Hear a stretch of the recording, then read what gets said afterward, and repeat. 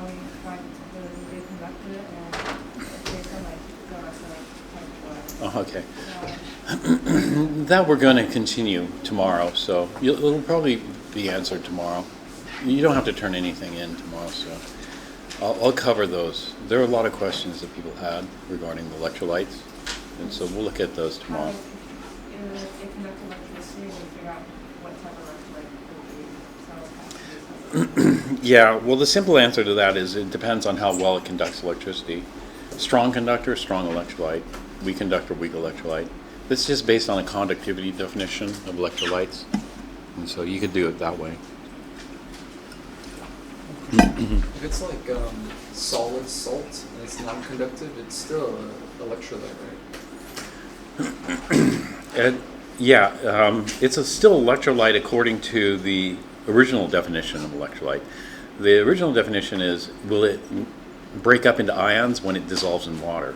And so even solid sodium chloride, people consider that a strong electrolyte or electrolyte, but it doesn't conduct electricity. Other people will say that it's not an electrolyte. Electrolytes must conduct electricity. And so there are a whole bunch of people working on electrolytes. And the way they measure how good an electrolyte is they actually measure the electrical conductivity in units of Siemens. And if it has conductivity as high as copper, then they'll call it a strong electrolyte regardless of what it's made out of. Since there's two ways of defining it, and it depends on who you're talking to. I don't really want to get sucked into one definitive way of defining it. Just depends. Well, anyway, if anybody else was at yesterday's office hour, I didn't make it, and so I'm gonna schedule that tonight, so 8 to 9 p.m. There was one other announcement I posted yesterday. I don't know if anybody made it to this Mesa session. Anybody? This was today from 1 to 2:15 in Physics 117C. I just got the announcement yesterday, last night. Is it going to be every Tuesday and Thursday, or is only one session? No, every Tuesday and Thursday from now on. Okay. And do we have to get there with questions or No. no? So There's both. You could have questions. They used to not do questions. They used to only do worksheets. I'm not sure what she's doing. And then they changed it to questions. I think she's preparing worksheets. Carrie's the tutor there. I'm not familiar with her, but it's every Tuesday and Thursday. And with Mesa, I think you have to join Mesa, but I don't think there's any commitment there. Anybody can join, I think, and take advantage of this. And there's no minimum. They used to have it where you're supposed to attend and they take attendance, but I think they stopped doing that. And so it's much more flexible now. So it would be worth attending because I've been skipping a lot of the basics and then just going to the advanced. And if you want to do more of the basics, you can work on those with the Mesa tutor.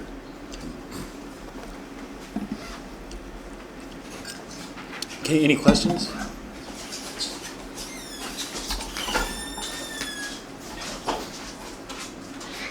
All right. Chapter 4 and Chapter 5, I'm kind of combining together. Because Chapter 4 and Chapter 5 deal with chemical reactions.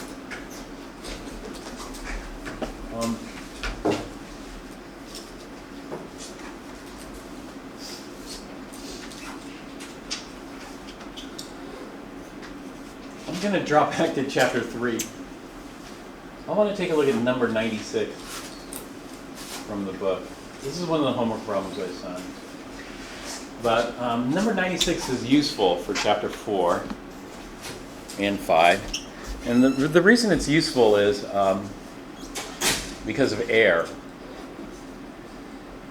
We do a lot of combustion reactions. We do a lot of oxidation reactions with O2. O2 is expensive if you buy it. If you buy it, you buy a cylinder, it's fairly pure, and costs a lot because it's fairly pure, but we don't need it so pure.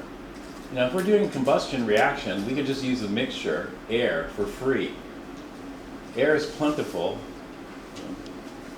and so we have an almost unlimited supply of oxidizer, O2. Yes. But when we use O2, it's a mixture, it's not pure. And so when we have a mixture, it complicates our calculations, because if I have a pound of air, in 1 pound of air, how many pounds of oxygen are there? Do you know? Yeah, you probably don't know. And you probably don't want to go out and buy a cylinder of oxygen just because of that. And so what we need to do is we need to be able to figure it out, how much O2 is in air. Okay, well, we know that there's 20.95% by mole oxygen in air. But how are we going to use this? If I have a pound of air, how can I do this? Because this is mole percent, not mass percent. Well, you might go, well, I can just look up the mass percent and memorize it. But the mass percent is different. You don't want to memorize 2 percentages. You probably just want to memorize the minimum. I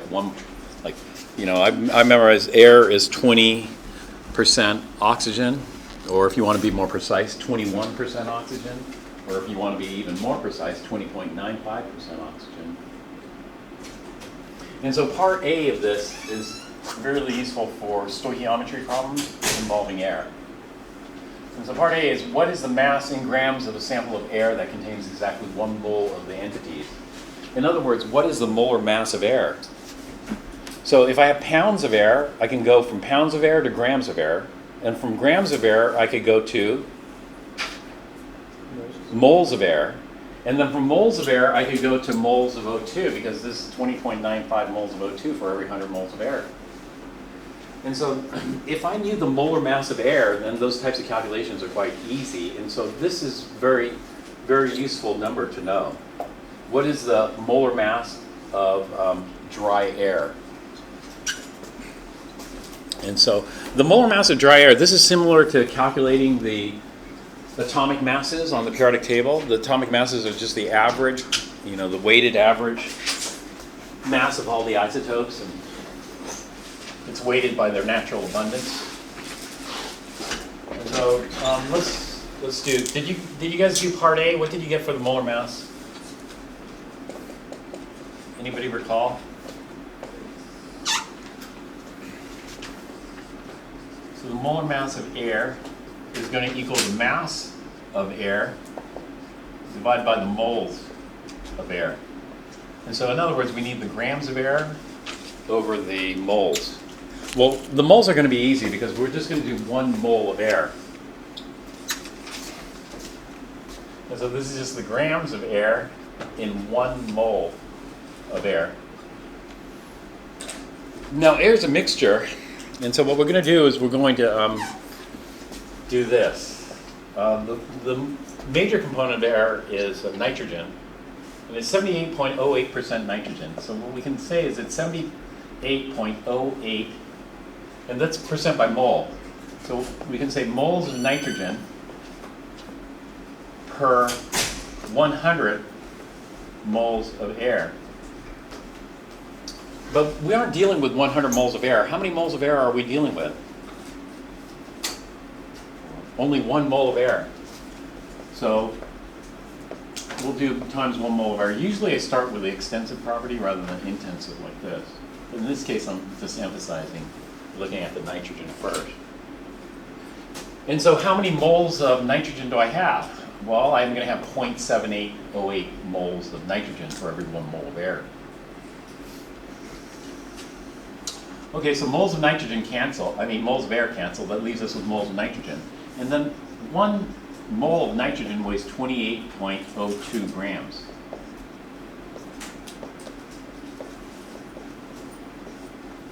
And so moles of nitrogen cancel. And that tells us how many grams of nitrogen there are in 1 mole of air.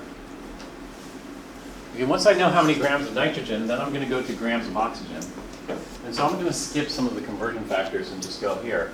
It's 20.95% by mole, and I have 1 mole. So it's going to be 0.2095 moles of oxygen.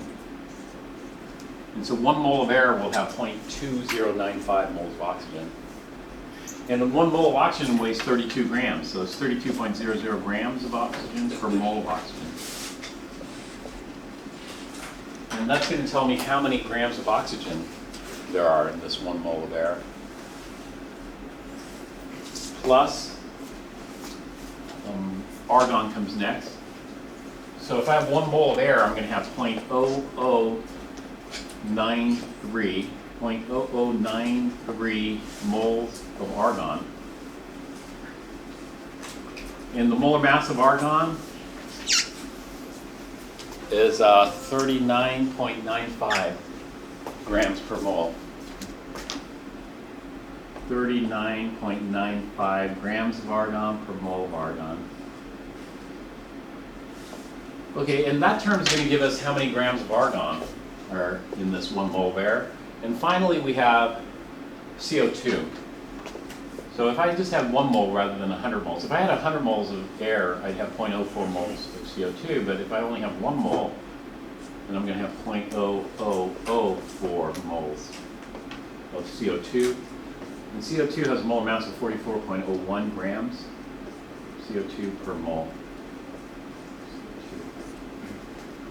All right, that goes up in the numerator. So that's how many grams of air I have. And air is a mixture of nitrogen plus oxygen plus argon plus CO2, and I just add up all those masses, and I'm going to get the total mass of air. So this is over 1 mole of air. And so this is going to give us our, what we call effective molar mass. Now it's a mixture, and so the molar mass can change a little bit depending on the composition of the mixture. It's not fixed like a pure substance. A pure substance like nitrogen, nitrogen's molar mass, M2, is going to be 28.02 always. But this is going to vary a little bit as the composition varies. And so this is one of the important distinctions between a mixture and a substance. And so let's go ahead and calculate it here. 0.7808 times 2802. 21.878 grams of nitrogen plus 0.2095 times 32. 6.704 grams of oxygen plus 0.0093 times 39.95.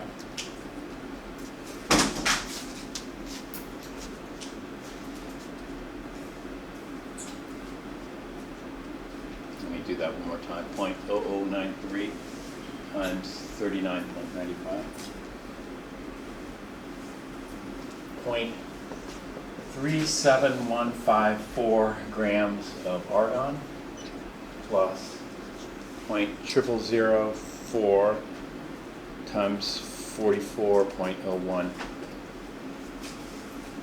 0.017604 grams of CO2 per mole. So this is air on the top. So I'm going to just add them up. Plus 0.37154 plus 6.704 plus 21.878. And I get 28.97. Looks like we're probably okay with 4 sig figs. So 28.971 grams per mole. Grams of air per mole of air. Now this is for dry air. I mean, if you add humidity, water vapor in here, it's going to change the molar mass. But it makes sense. I mean, the 2 major components are nitrogen and oxygen. Normally when I think of air, I just think of these 2 components, nitrogen and oxygen. And so let's say it's about 21% oxygen, 78% nitrogen, 1% argon, but or just roughly 20 to 80. 80% nitrogen, 20% oxygen. Which component is in higher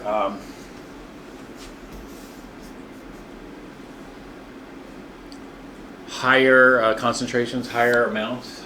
In other words, we have more nitrogen in this mixture. Nitrogen has a molar mass of 28 versus oxygen, which has a molar mass of 32. And so when we look at the average is much closer to 28, showing that nitrogen is the more dominant. It's pretty far away from 40 and pretty far away from 44. And so these are very, very minor components here. The major component would be nitrogen. So therefore the average molar mass is going to be close to nitrogen's molar mass. And so 28.971. So now if we do problems, involving air, we can figure out how much O2 is in there, because it's usually O2, which is the oxidizer, that we worry about. Nitrogen is called a pseudo-inert gas or a pseudo-Nobel gas. Nitrogen is very unreactive. Is when you look at the structure of nitrogen, there's a triple bond. The nitrogen-nitrogen triple bond is very strong. Very strong. It's about 1,000 kilojoules per mole. Kilojoules per mole. What that means is we need 1,000 kilojoules of energy to break this bond, which is quite a lot for a covalent bond. All right, so this is important because we have a cheap source of oxidizer, and that cheap source of oxidizer is air. So it's very common to do stoichiometry calculations using air.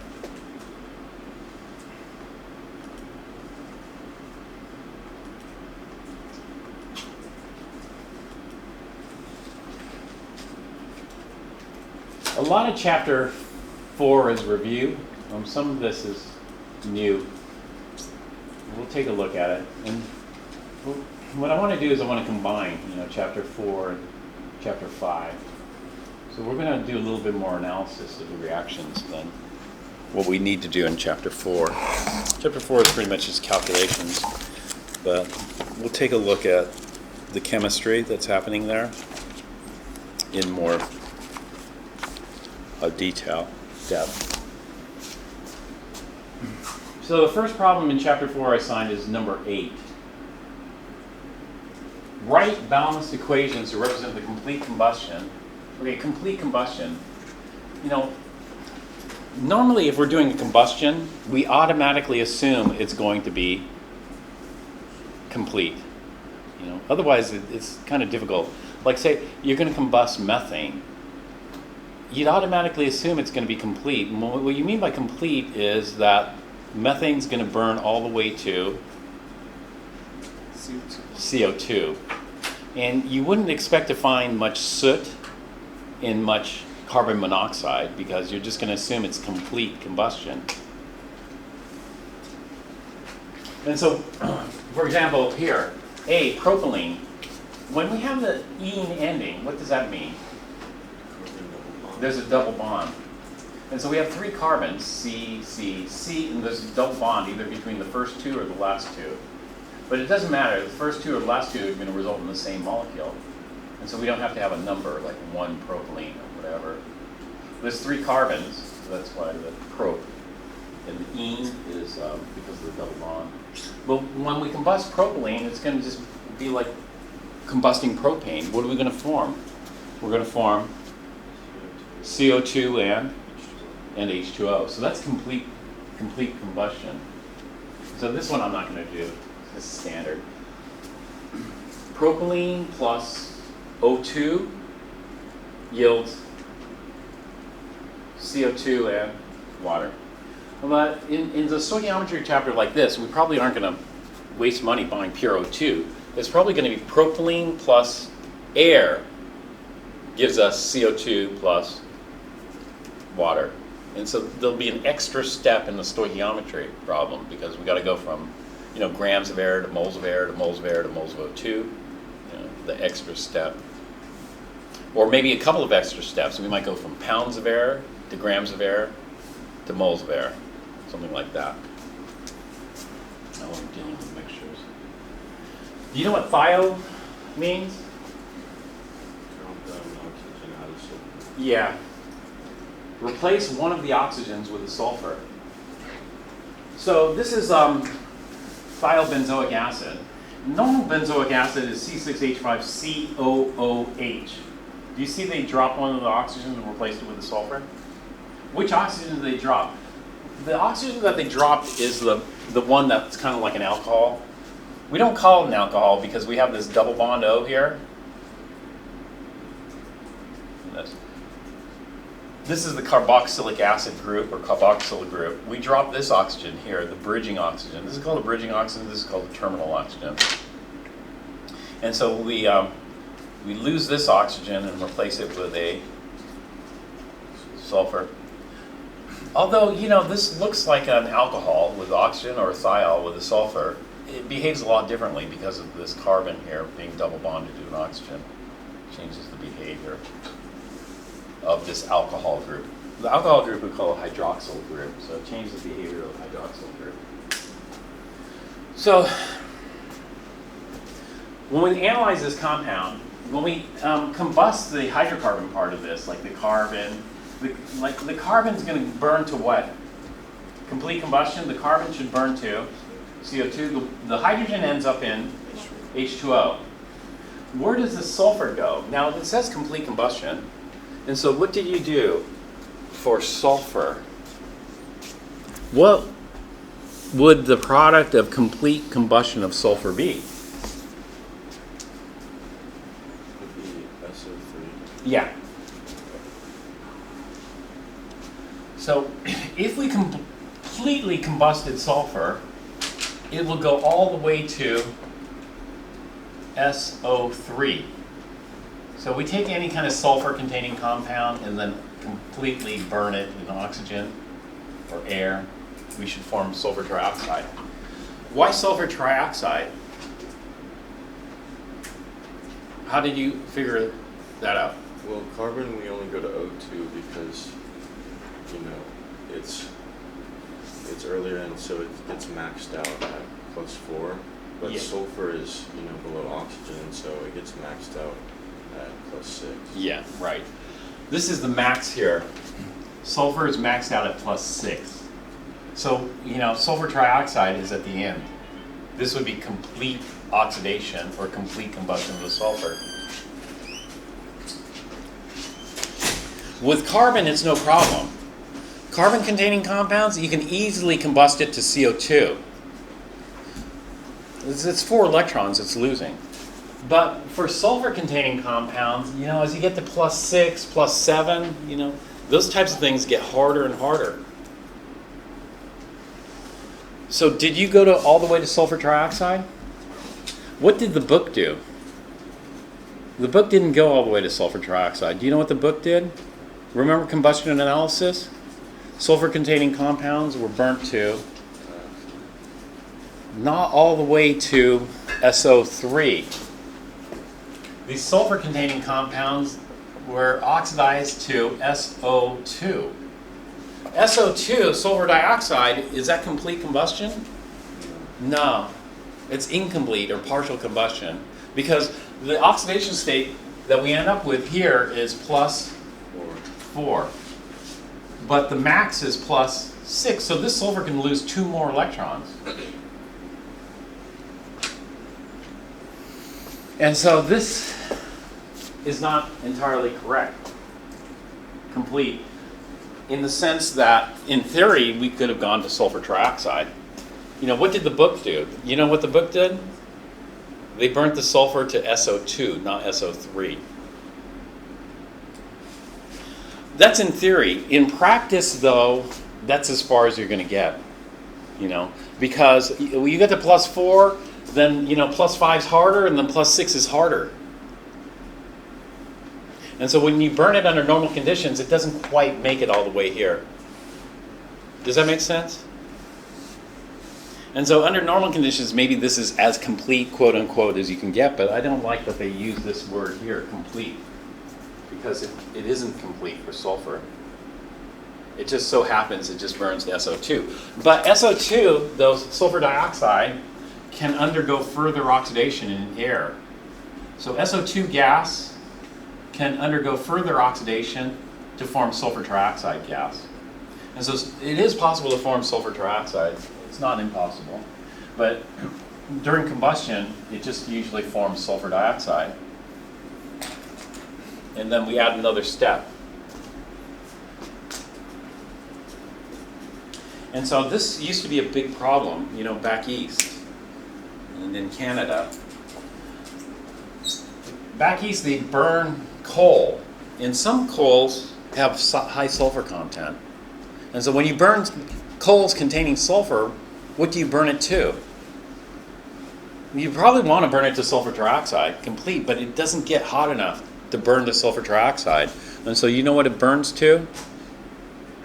It burns to sulfur dioxide. And so when they burn coal, it forms sulfur dioxide. And then later on, the sulfur dioxide eventually gets oxidized to sulfur trioxide. And that sulfur trioxide gas then mixes with rainwater to form, okay, this is different, these are redox reactions, this is going to be an acid-base. This is a Lewis acid-base reaction.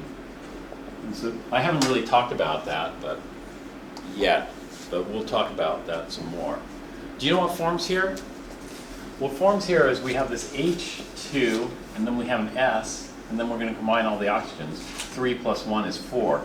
It forms H2SO4. H2SO4 is the acid rain.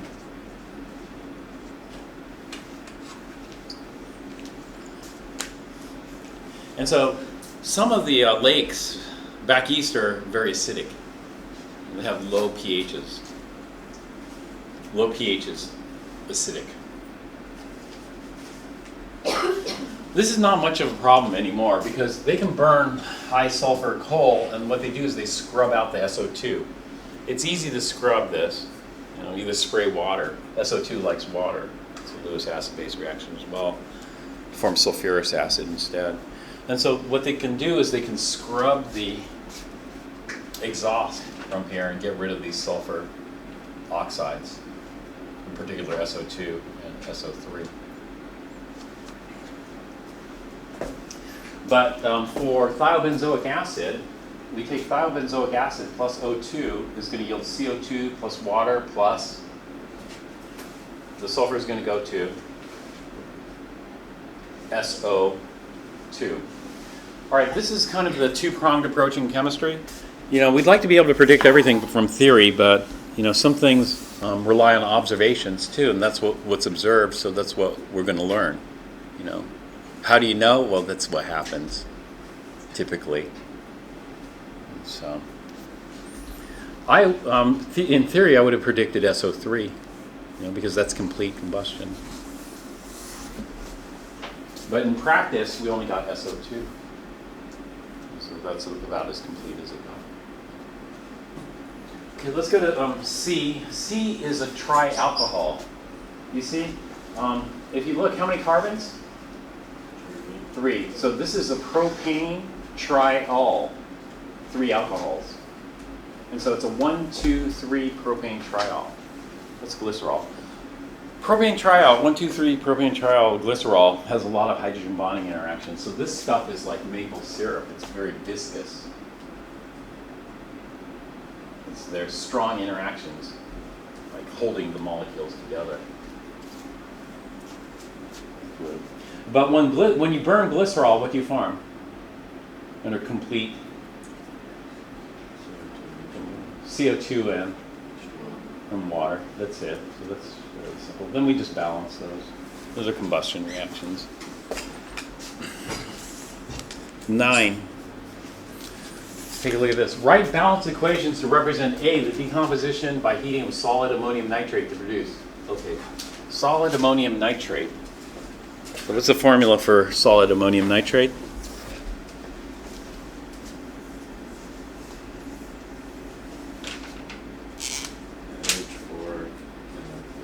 NH4NO3.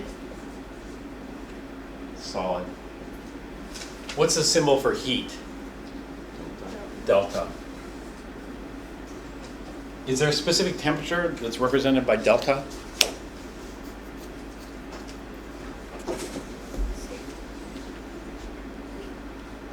No, there's no specific temperature. It's just heat. If you want a specific temperature, then you write the temperature in there. But I don't recommend heating ammonium nitrate.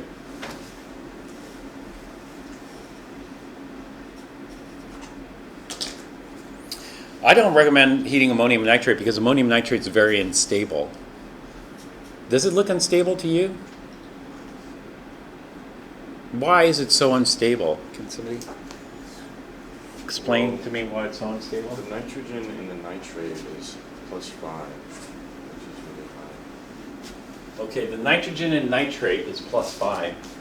So nitrate, there are different ways we could split it up and look at just the nitrate ion. This is -2 for the oxygen. That means it's +5 for the nitrogen. It's really high. +5 for nitrogen is pretty high. It's not so happy in the +5. So nitrogen in the +5 oxidation state is quite reactive. But if there's nothing to react with, then it's stable. It could be highly reactive, but you got to react it with something, and if there's nothing present, then it's okay. Nothing is going to.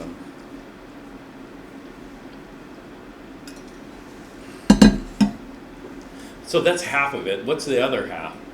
Yeah, the other nitrogen is -4. The other nitrogen is -4. Or -3. Or no. Well, hydrogen's +1 times 4 is +4. +4 plus what gives us +1? 0. +4 -3. -3. What's the range of oxidation states for nitrogen?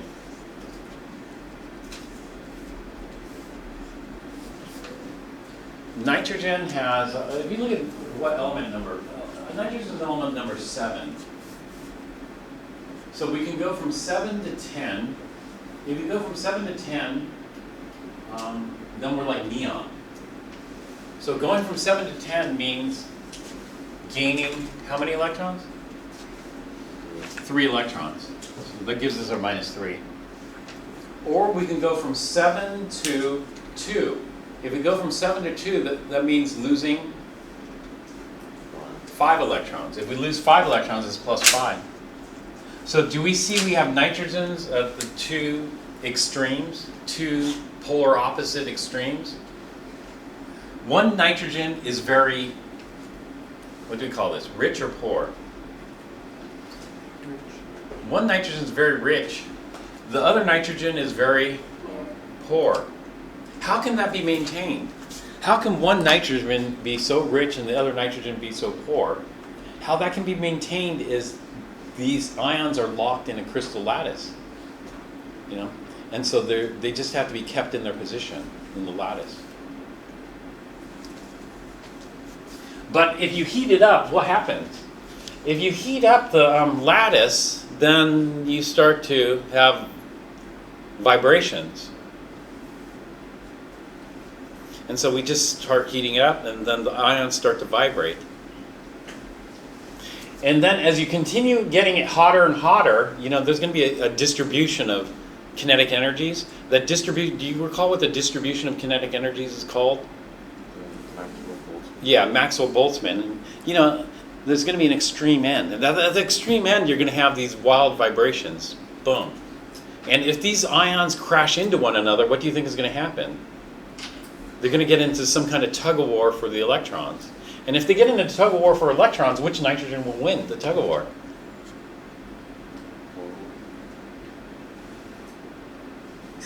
Well, nitrogen, it's going to kind of be a tie, isn't it? In a way. It should be a tie. And so this cannot be sustained. And what's going to happen is there's going to be some kind of electron transfer.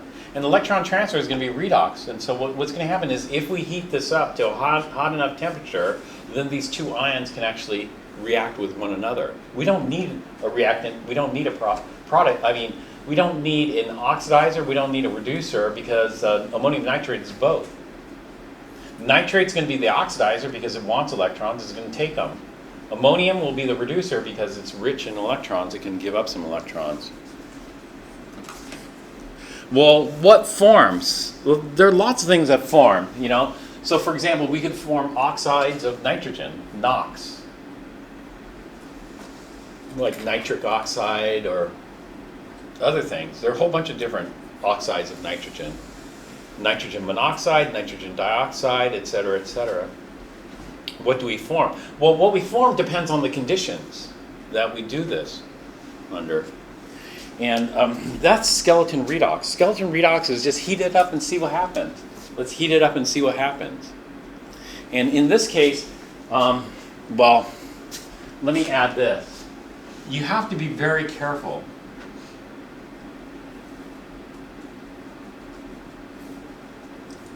It's not even this should be a warning. Warning, potentially, it's very dangerous.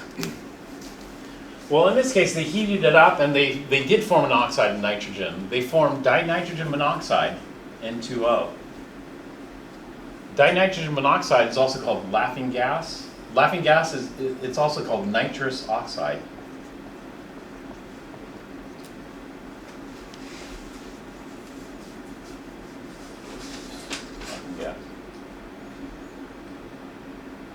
Why did we just form nitrous oxide? You know, why didn't we form other oxides of nitrogen, like this one? Do you know what this one's called? Nitrogen monoxide, or AKA nitric oxide. Nitric oxide is pretty famous. Do you know, do you remember hearing about nitric oxide? Science magazine, did I tell you about that? Nitric oxide won Science magazine's Molecule of the Year. I forgot the year. But yeah, nitric oxide. Do you know the Aus-Ich convention? Like ferric, ferrous. This is an older convention, the Ich-Aus. The Ich-Aus convention refers to lower oxidation state, higher oxidation state. So for example, ferrous versus ferric. You know, ferrium's iron. So ferrous is iron 2, ferric is iron 3. So if I had ferrous chloride, it would be FeCl2. If I had ferric chloride, it would be FeCl3. It's kind of an older convention. The problem with this is nitrogen can have lots of different oxidation states. And so when we look at what is the oxidation state of nitrogen and nitrous oxide? Plus 1. And what is the oxidation state of nitrogen and nitric oxide? Plus 2. What if I had an oxidation state of plus 4? What would I call it?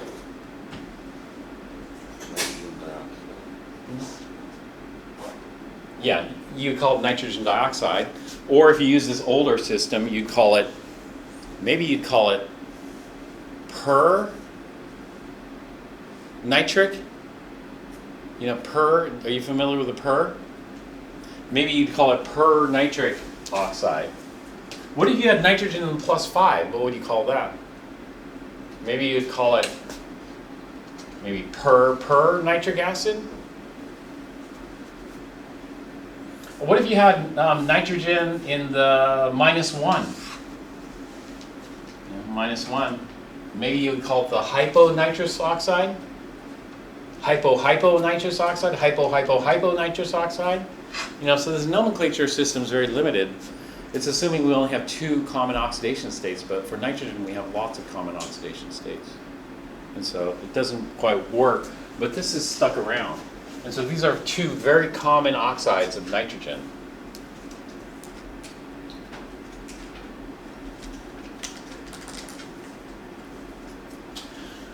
So basically we went from a -3 to a +1, and we went from +5 to a +1.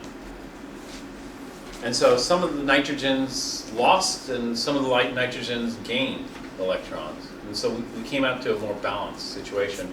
But in this case, do you think both nitrogens are the same?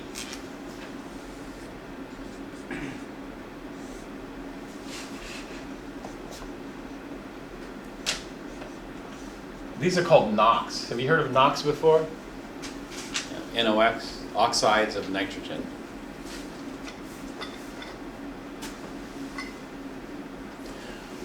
Nitrous oxide is one of the favorites of Chem 1A to draw the Lewis structure for. It's a very interesting Lewis structure. This is the Lewis structure for nitrous oxide. So the first thing is, what are the oxidation states? What's the oxidation state of the left nitrogen?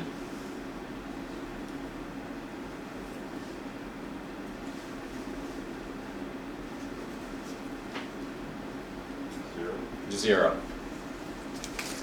The oxidation state of the left nitrogen is 0. Winner take all in oxidation state. However, nitrogen versus nitrogen is going to result in a tie. So we end up with 1, 2, 3, 4, 5.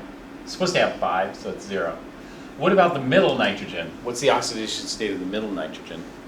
So again, it's winner take all, but nitrogen versus nitrogen is tie. So that's 1, 2, 3, and then oxygen's going to win. And so this nitrogen only ends up with 3. How many is it supposed to have? 5. So if it ends up with 3, it's supposed to have 5. What's the oxidation state? Plus 2. So what happened was that it didn't result in a tie here, and it didn't result in a tie because we had to get an octet. We had to give it some decent structure. And so it turns out that one of the nitrogens went to 0, the other went to plus 2. What's the oxidation state of this oxygen? Minus 2. Those are the oxidation states. The other numbers we want to count are the formal charges.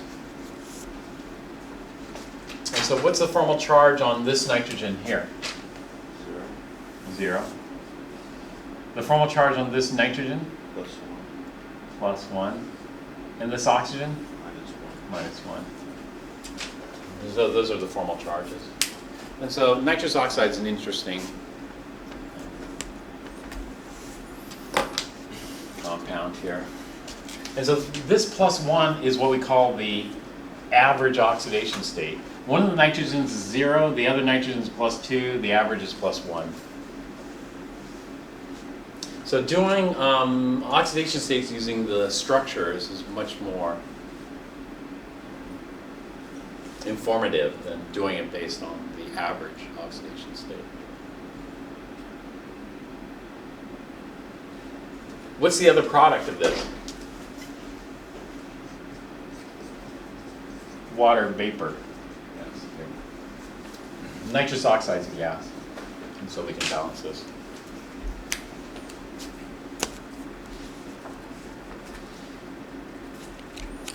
Again, ammonium nitrate is very unstable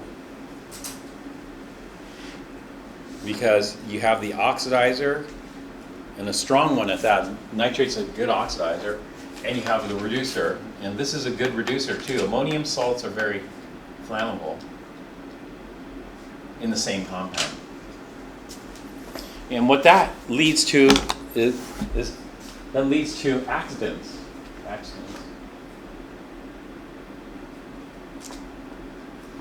Like the most recent one with ammonium nitrate is Beirut.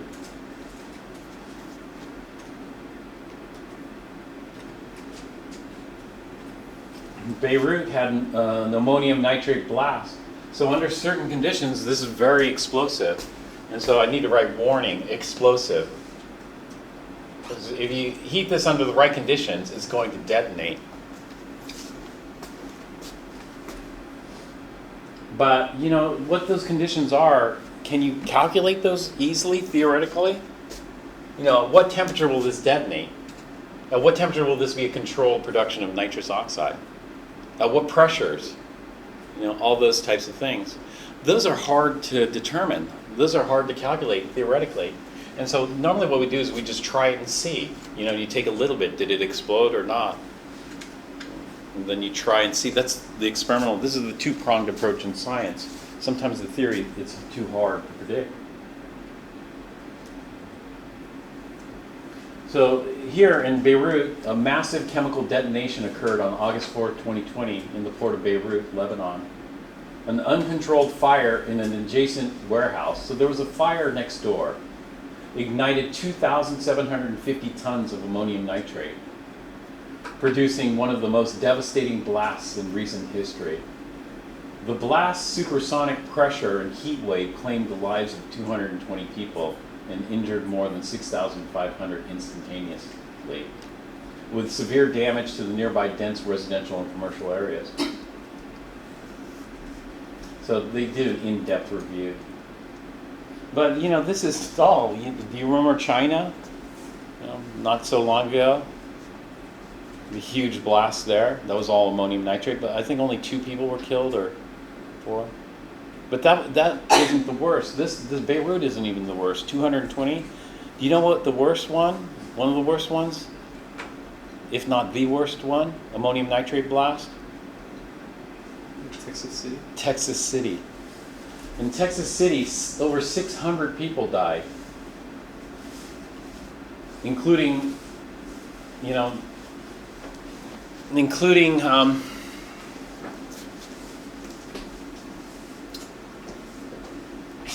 a bunch of school children that went out. Nitrous oxide's colorless. Nitric oxide's colorless. But what happens is, if you form nitric oxide, eventually you could oxidize that to nitrogen dioxide. Nitrogen dioxide, and I don't know what you call this. You maybe call this pernitric, as I was saying earlier, but nobody calls it that. People will call it nitrogen dioxide. Nitrogen dioxide, this is an orange-brown gas. So what apparently happened in Texas City was a bunch of orange-brown gas was being produced. It hadn't quite exploded yet. It was just getting very hot. And the reaction was slowly building up. This is what happens. And this is why you have to be very careful with this when you're heating, because all of a sudden it goes exponential. So the reaction just slowly builds up, and then boom, it skyrockets, and then you get the explosion. And so, this was still kind of mellow, and so they let out the school, and a whole bunch of children were watching this. They said it was a beautiful orange-brown gas. Well, no orange-brown gas is beautiful, especially if you live in Los Angeles. Especially if you lived in Los Angeles back in, let's say, in the 1980s, 1970s. Maybe not so much the 60s, 70s, 80s. There are a lot of cars, and the cars didn't have emissions control. They didn't have catalytic converters. Catalytic converters will convert the oxides of nitrogen back to nitrogen. And so there was an orange-brown layer of smog in the LA basin. And that was due to nitrogen dioxide. Yeah. We still see it. Nowadays cars have catalytic converters, but ships and diesel trucks don't. And so you see a lot of NOx emissions from diesels, ships, and trucks. And so sometimes you'll see this layer of orange-brown gas. And so I was out by the, what was that? San Pedro, Long Beach. Sometimes you can see the orange-brown gas. All right. But, I was in Santa Barbara looking out over the ocean from UCSB, and sometimes you see an orange-brown layer. Did I talk about that? And there aren't a lot of diesels in Santa Barbara, and there's no ship traffic, and so what's causing this orange-brown layer? And so I was with a bunch of chemists, and 2 of the professors there, they were thinking, what's causing that? Because it certainly isn't NOx, it certainly isn't NO2. The air is pretty clean in Santa Barbara. And this is what they hypothesized. They hypothesized that the spray from the ocean, the waves, the spray, and in the spray there's salt. And in the salt you have tiny crystals sometimes. And these tiny crystals, water evaporates, you get the crystals. These tiny crystals can have defects. And there are a lot of people who study defects in crystals. And one of the types of defects is named the Frenkel defect. I think Frenkel was the scientist who was studying this. And these Frenkel defects cause sites where the electrons can get promoted, you know, or if electron gets promoted, then eventually it's going to get demoted, and when it gets demoted, it can emit light, you know, those kind of things, or absorb certain colors of light. It absorbs certain colors of light, so then things, you know, if it absorbs white light and it absorbs one color, it could change the color of things. So they hypothesized that this orange-brown layer isn't smog, but was due to salt and Frankel defects. This is pretty interesting. And the next thing is, you have a hypothesis like that, you'd like to do some experiments, you know, to see if you can recreate that in the lab and get a similar result. Okay. So that's a redox reaction there. And let's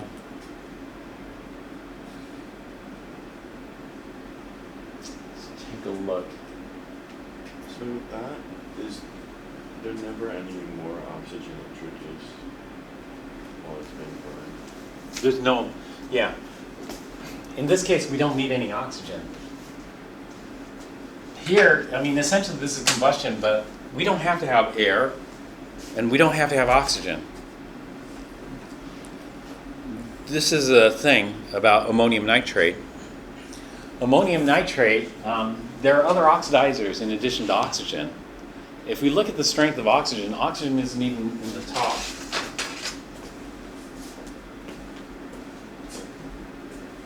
Oxygen's here. This table's inverted from the one in your book. Fluorine's down here. So the top oxidizers are fluorine, hydrogen peroxide, permanganate, chlorine, dichromate, and then oxygen. And so on this chart, oxygen is number 6, number 6. On our chart, it's even lower in rank than that. And so we don't need oxygen as an oxidizer. I don't have to have any oxygen here. I don't have to have any air. This can be done underwater. Whether it's above water or underwater, this would explode as well, because the oxidizer in this case is nitrate. So we already have oxidizer here. And so smothering this will do no good. You know, that's what they tried to do. They tried to put out the nitrate fire, but they weren't very successful at putting it out. You know. The only thing they could do is cool it down, and that's good. This is why when I heat things, I'd like to hold the burner in my hand. If you're heating this, I would like to do this behind an explosion shield, but if you're heating this, then you want to be able to pull the heat away very quickly so it doesn't explode. But even when you do that, sometimes, like I said, it goes super fast, exponential, and so in no time it explodes. This has happened to me. You know, I was doing a reaction, and it was so slow. So I was heating it up, and it's still so slow, so I heated it up even hotter. And then it was still slow, so I started crushing it. And then it exploded. Like, out of nowhere, it just exploded. It was going so slow, and then in the next instant, it was like a light switch. Boom, it exploded. So that was pretty frightening.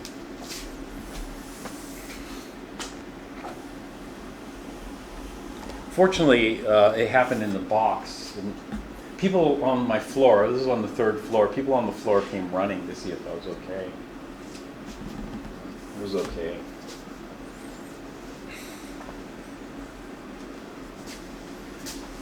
B, the reaction of aqueous sodium carbonate with hydrochloric acid to produce water, carbon dioxide gas, and aqueous sodium chloride.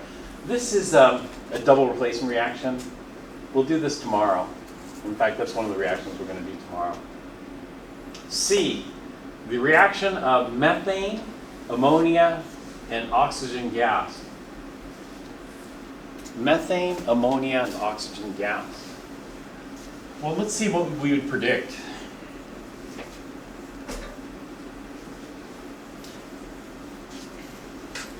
This decomposition of ammonium nitrate is what we call skeleton redox. In skeleton redox, you just see, you do it and see what happens, what forms. You know, there could have been lots of potential NOx that could have formed. Well, this one, methane, ammonia, and oxygen. So we're going to burn these. Methane's electron rich, -4 on the carbon. Ammonia's electron rich, -3 on the nitrogen. So both of these should burn quite nicely. So if I burn methane, that's not methane, methane's CH4. If I burn methane, what should form? CO2. If I burn ammonia, let's say I can do complete combustion of ammonia. If I do complete combustion of ammonia, it should go all the way to +5. And so ammonia and the +5, it would be something like this. Oxygen is 2, nitrogen's 5, so we form this. What would this be called? Dinitrogen pentoxide. And in dinitrogen pentoxide, the oxidation state of nitrogen is +5. We got 5 minus 2, so that's -10. And then we have to have +10. And we have 2 of them, so it's +5 each. So this is my prediction. My prediction is I'm going to predict we have complete combustion, number 1. And if we have complete combustion, we should form CO2 and dinitrogen pentoxide and water. That's where the hydrogens are going to end up, in water. But this is a similar situation, you know, as to burning methane. Sometimes when we burn methane, we get lots of soot and carbon monoxide. In fact, that carbon monoxide ends up killing people every year. So it really depends on the conditions that we do it under. You know, what temperature, what pressures, you know, all these factors play into what we actually form. And so this is the advantage of skeleton. The advantage of skeleton is it takes a more experimental approach to it rather than a more theoretical. In theory, this is what we predict because we know what the range of oxidation states is and this kind of stuff. So in theory, we're going to predict CO2, dinitrogen pentoxide, and water. But that doesn't always happen in practice, you know. And so this is the two-pronged approach again. The two-pronged approach in science is we have to take advantage of both, you know, theory and experiment to better understand it. And so I have methane here. You know, natural gas is mostly methane, and I have ammonia here. This is my ammonia cleaner, and so I'm going to just spray some ammonia into my flame. Spray the ammonia into the flame. Good idea? Well, you know, we're going to form oxides of nitrogen. Most oxides of nitrogen are poisonous. You know, some people might want to form laughing gas, but I don't recommend using this reaction to form laughing gas. You know, so if you're doing that kind of thing, because it might just blow up. What formed in this case? In this case, they just did it. This is skeleton redox. So, okay, let's try this and see. Did we get what we predicted? So they did this, and they formed gaseous hydrogen cyanide and water. So this is an example of a skeleton redox. We didn't predict that. We predicted something else. But under certain conditions, we don't get what we predicted. Like here, under certain conditions, we don't get what we predicted. We predicted CO2 and water. But under certain conditions, we got soot and carbon monoxide. And so for skeleton redox, we just do it and see what happens. Well, unfortunately, the person who did this maybe died, you know?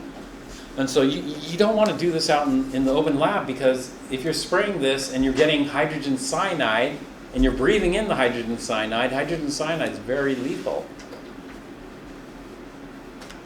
They used to use hydrogen cyanide in the at San Quentin prison for execution. But anyway, getting back to this, so this is a surprise here. So what happened in this particular instance? In this particular instance, okay, hydrogen is +1, carbon is -4. Hydrogen is +1, nitrogen is -3, oxygen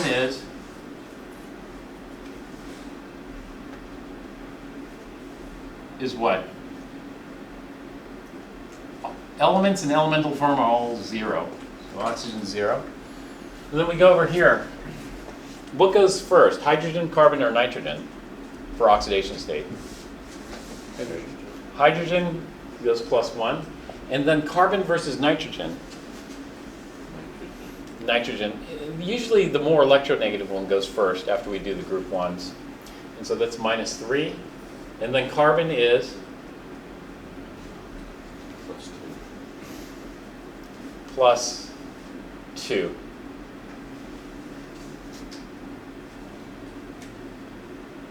So when we look at the nitrogen was not oxidized at all. Do you see it? It went from -3 to -3.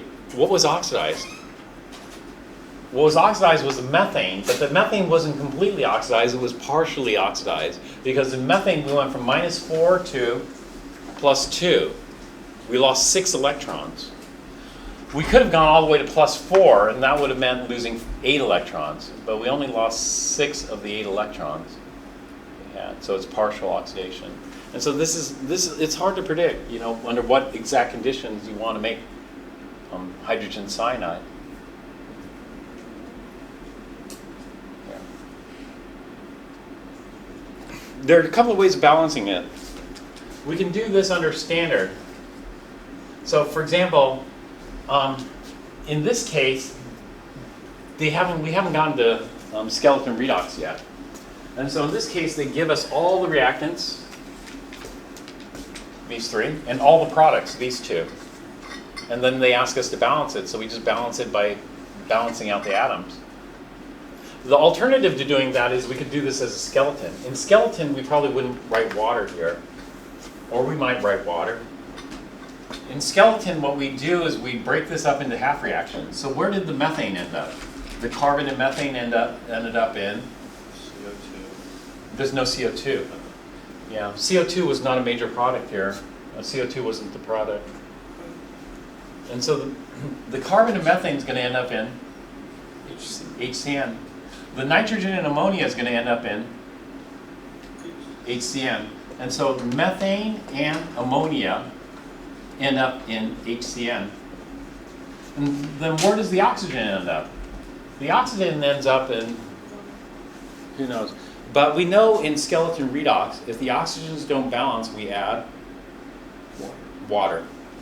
In fact, if I know oxygen goes to water, that half reaction is already on the chart. I just copy it off the chart. Copying it off the chart is O2 plus 4H plus 4 electrons yields 2 waters. This is from the chart. And so that would be the half reaction there. The oxygen is going to end up in water. Okay, now we're going to balance these. The way we balance this is we balance all elements other than hydrogen and oxygen. So we have to balance out the carbons first, or the nitrogens, it doesn't matter. So we'll balance out the carbons. One carbon is balanced. Then we balance out the nitrogens. One nitrogen, it's balanced. Then we balance the oxygens. We don't have any oxygen, so it's 0 oxygens and 0 oxygens. It's balanced. Then we balance the hydrogens. So it's 4 plus 3 is 7 hydrogens on the left and 1 hydrogen on the right. And so how do we balance out the hydrogens? I'm going to add how many hydrogens? 6 H plus. Then we balance out the charge. The charge over here is, and the charge 0 plus 6 is plus 6. And so I'm going to add electrons to which side? Right, and how many? 6. And so the balanced half reaction for this is not on our redox chart, but we can just write it out now. It would be CH3 plus NH3, or not CH3, CH4. CH4 plus NH3 yields HCN plus 6H plus 6 electrons. And then what we do is we combine these 2 half reactions, etc. And then we can come up with a balanced redox. For redox, I don't recommend just balancing the equation like this. I recommend separating it and then balancing it. If you balance it just by atoms, it doesn't always work. It doesn't always work, and so when we balance by atoms, we have to balance by atoms and oxidation state. There are 2 ways of balancing redox, like this. One way is skeleton, the other is balancing by atoms and oxidation states. When we do balancing by atoms and oxidation states, we do this. So this carbon lost 6 electrons, so we go minus 6 electrons. Where did those 6 electrons go? Well, they didn't go to nitrogen. Nitrogen, nothing happened to. They didn't go to hydrogen, they went to oxygen.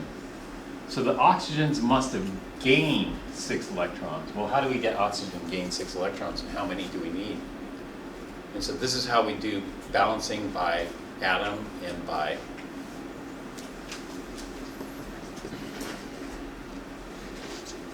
oxidation state.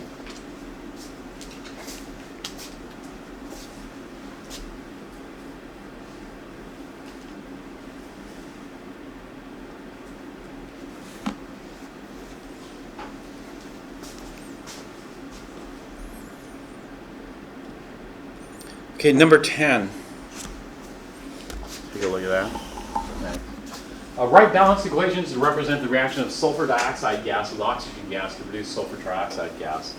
Actually, I just did that earlier. This is a very famous reaction. Sulfur dioxide is typically the product of combusting sulfur. It's not complete, but that's usually where it stops.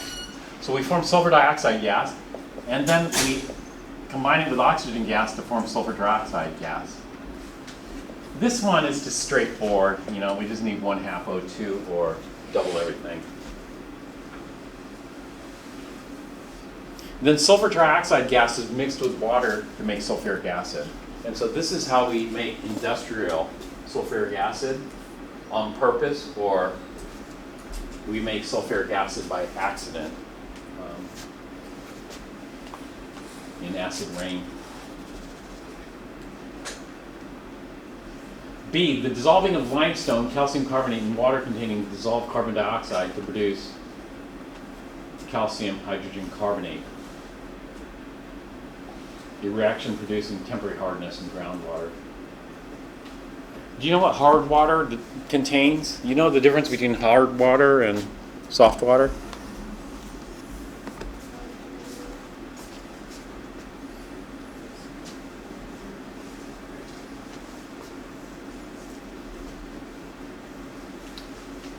Hard water contains +2 cations.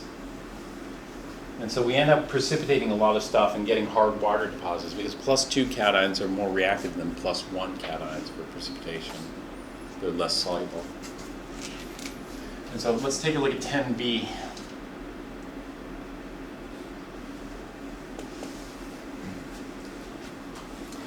Calcium carbonate, soluble or insoluble?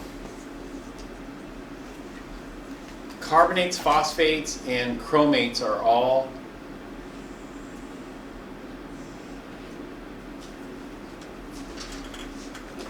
insoluble except for group 1 and ammonium. So this is solid. And then there's going to be some CO2. And then there's going to be some water. And then this is going to form calcium bicarbonate. Bicarbonate's a -1, so we'll need 2 of those. Balance this out.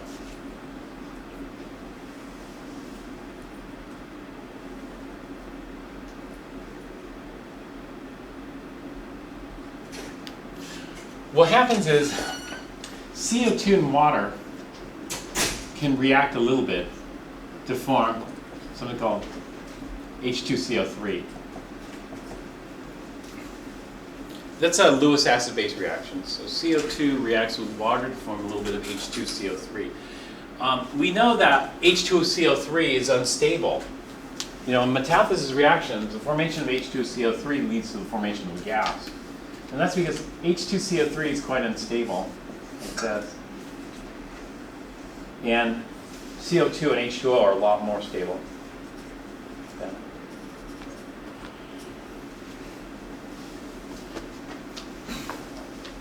And so the downhill direction's this way. It highly favors CO2 and water, but not all the CO2 and water molecules are exactly the same. We have a distribution of CO2 and water molecules, and that distribution is based on kinetic energy and is called, what's the name of that distribution?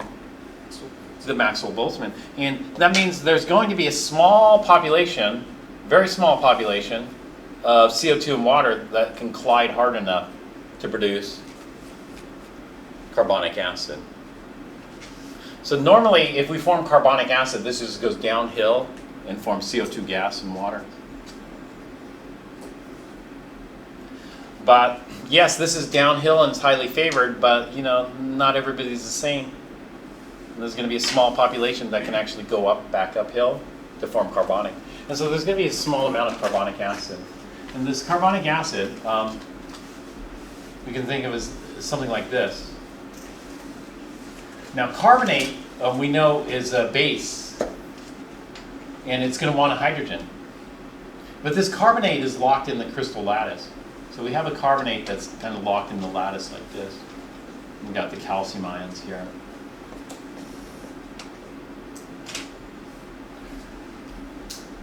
So what's going to happen is this carbonate is going to see that acid and want to try to take a hydrogen.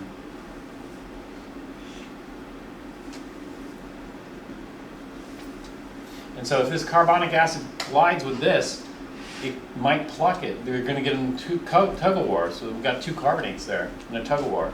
This carbonate has all the hydrogens. This carbonate has no hydrogens. What do you think is going to happen? If these two carbonates get in a tug-of-war, one has two hydrogens, the other has no hydrogens. What do you think is going to happen? The two carbonates are equal in strength. If they're in a tug-of-war, what do you think is going to happen? Do you think this carbonate is going to be able to take both those hydrogens away? No. What if it just took one of the hydrogens away? And so what we end up with is a bicarbonate.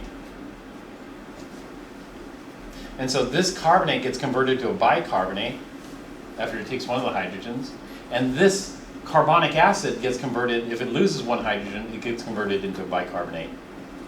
And so what we end up with is a calcium ion with two bicarbonates. In other words, calcium bicarbonate or calcium hydrogen carbonate. And so this is an example of a Bronsted acid-base reaction. Proton transfer reaction. In which, well, in this case, both protons can't transfer because they're equal once they transfer one.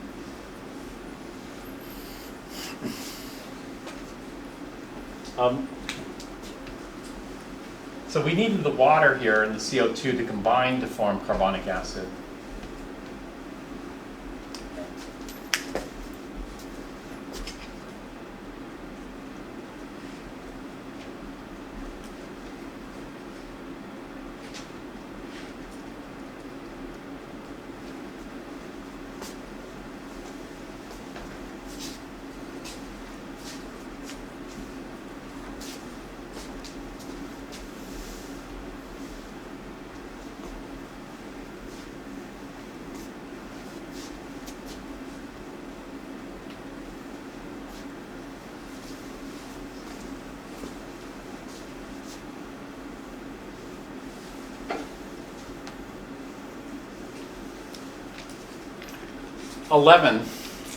Write balanced chemical equations for the reaction depicted below.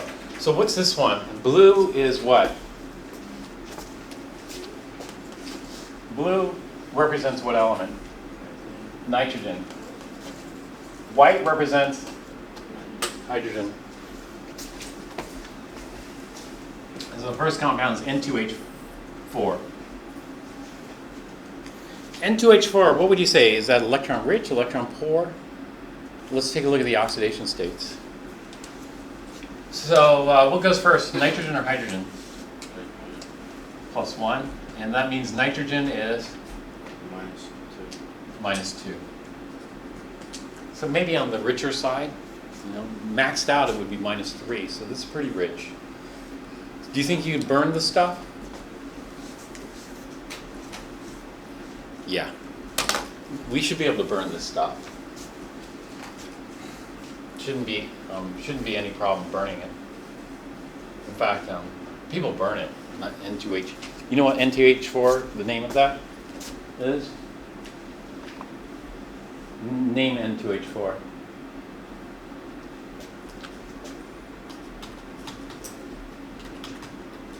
Dinitrogen tetrahydride. That's one name. Well, most people don't call it dinitrogen tetrahydride. Most people call it hydrazine. You know what hydrazine is? Have you heard of hydrazine before? One of the biggest uses for hydrazine is, let's see if Wikipedia has it. The biggest use for hydrazine is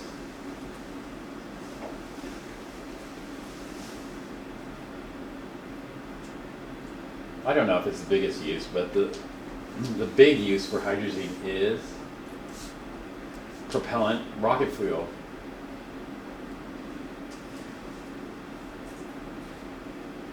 Well, actually, there's a lot of uses for hydrazine. But it's rocket fuel.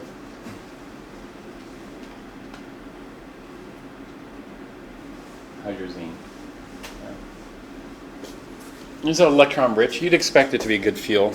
You should be able to burn this. But in this case, we're not going to burn it in air. We're not going to burn it in pure O2. Do you know what we're going to burn it in? Some other oxidizer. So what's another oxidizer we can burn it in? What's this? N2O4.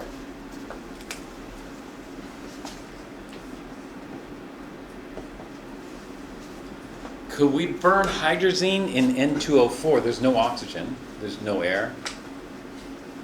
Is it possible? Well, let's take a look. What are the oxidation states here? Oxygen -2. Oxygen's -2. Nitrogen is +4. +4. Yeah. And so this one is electron poor. You know, the max is +5. And so this is pretty close to max. And so we don't need any oxygen. You can do this underwater. You can do this out in space, you know, where there is no air. You can bring up oxygen in space though too. But anyway, we're going to burn this in this. Maybe it's going to result in a flame, maybe not. It depends on the conditions. Maybe it's going to explode. No, so you have to use some caution here when you react these. But in this case, what forms? Can you see what forms? H2O. H2O and N2. N2. Wow, this is good. Because, you know, both of these are probably pretty poisonous. And we're forming nitrogen. Nitrogen's pseudo-inert, pseudo-noble gas.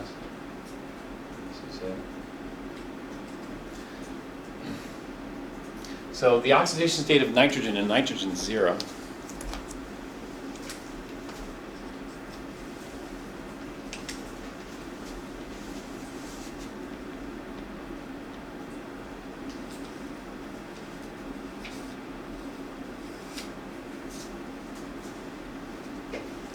Okay, now what they did was they gave you all the reactants and all the products, and they just want you to balance it by atoms. You can balance by atoms. Okay.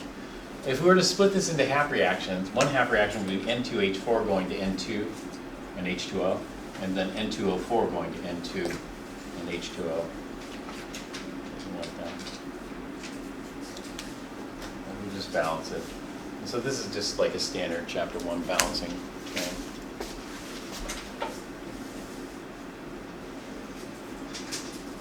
Let's take a look at the next one, number 12.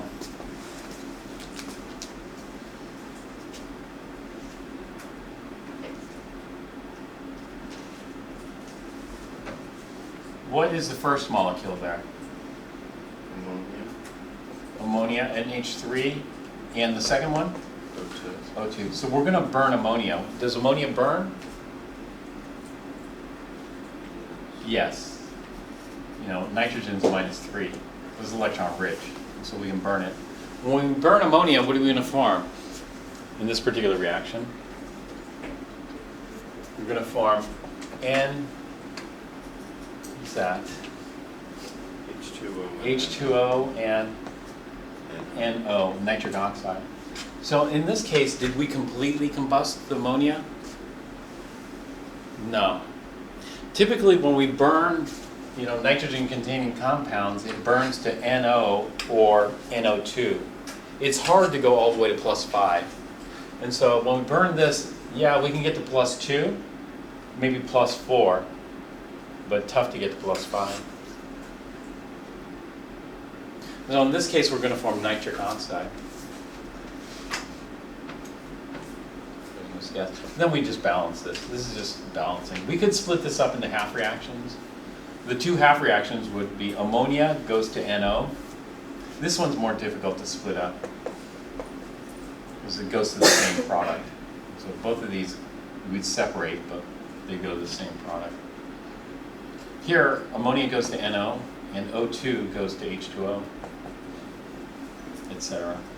And so there are different ways we could balance this one.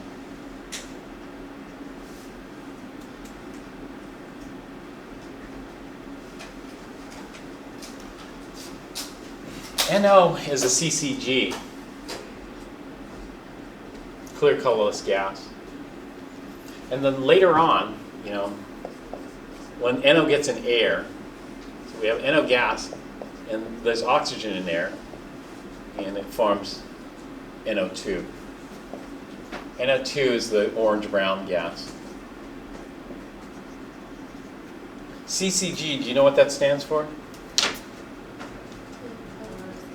Clear colorless gas. This is orange-brown gas. So when we burn ammonia containing compounds, we can form NOx, oxides of nitrogen, which there are many.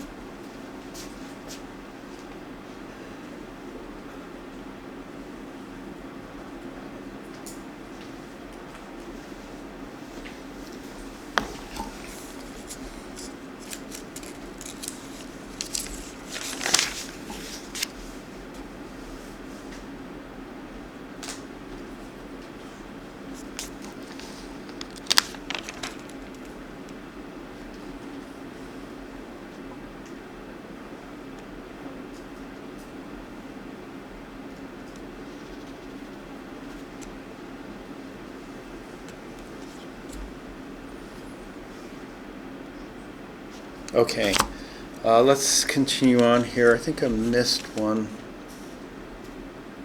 reaction. Yeah, I missed one. I didn't do 10C. I forgot to do 10C. Let me go back and do it.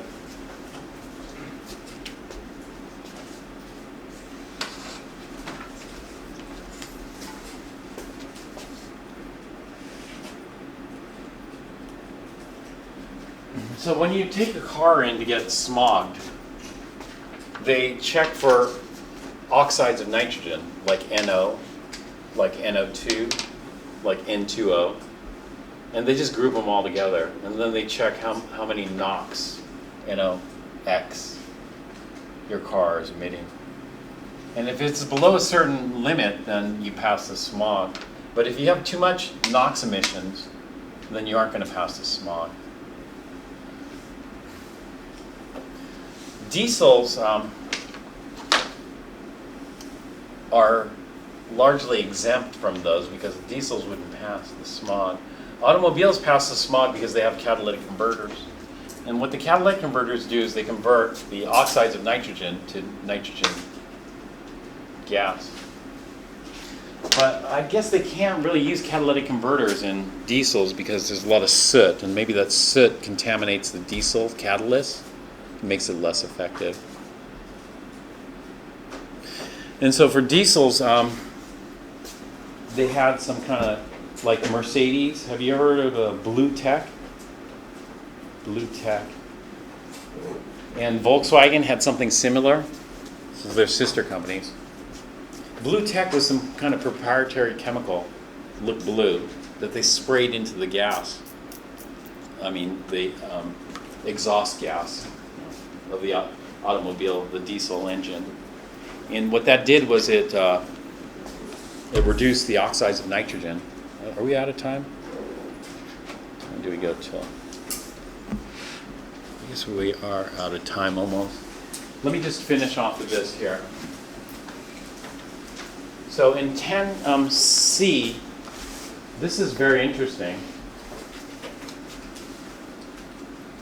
the reaction of ammonia and nitrogen monoxide. So if I have ammonia and nitrogen monoxide or nitric oxide, it reacts to form nitrogen gas and water vapor, H2O. So when you, in a diesel, you get a lot of NOx, especially nitric oxide. And so I was thinking, this must be Blue Tech. Blue Tech must be spraying ammonia into the exhaust. The ammonia reacts with the nitric oxide and converts it to nitrogen. Nitrogen's fine because it's in the air we breathe. And so that's the, and so they're using ammonia to reduce nitric oxide to nitrogen gas. Ammonia being electron rich. And so this is -3, this is +2, and this is going to 0. Okay. All right, we'll stop here. And see. Is that right? 32, 30, 4, 30.